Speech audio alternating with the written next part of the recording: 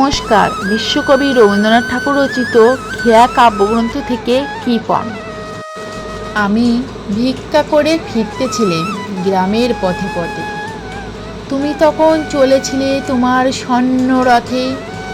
অপূর্ব এক স্বপ্ন সম লাগতেছিল চক্ষে মম। কি বিচিত্র শোভা তোমার, কি বিচিত্র সাজ। আমি মনে ভাবতেছিলেম, এ কোন মহারাজ। আজি শুভক্ষণে রাত পোহালো। ভেবেছিলেম তবে আজ আমারে দাঁড়ে দাঁড়ে ফিরতে নাহি হবে। বাহির হতে নাহি হতে কাহার দেখা পেলেম পথে। চলিতে রথ ধনধান্য ছড়াবে দুই ধারে। মুঠা মুঠা কুড়িয়ে নেব ভারে ভারে।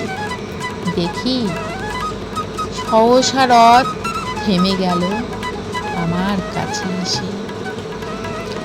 আমার মুখপানে চেয়ে নামলে তুমি হেসে।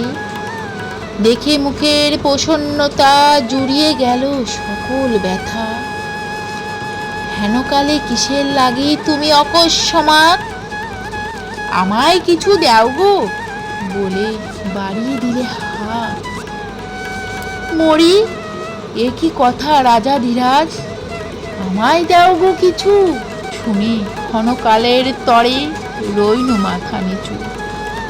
তোমায় কি বা অভাব আছে ভিখারি ভিক্ষুকের কাছে। এ কেবল কৌতুকের বশে আমায় প্রবঞ্চনা ঝুলি হতে দিলেম তুলে একটি ছোট কণা।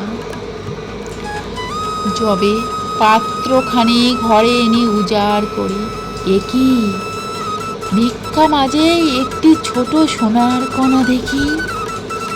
দিলেম যার আজ ভিখারিরে স্বর্ণ হয়ে এলো ফিরে।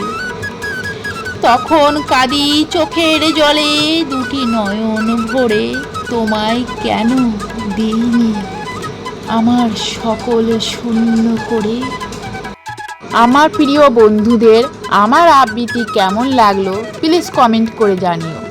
যে সকল বন্ধুরা আমার চ্যানেলে নতুন, প্লিজ প্লিজ প্লিজ আমার চ্যানেলটি সাবস্ক্রাইব করে দিও এবং অবশ্যই অবশ্যই লাইক ও শেয়ার করতে যেন ভুলে যেও না।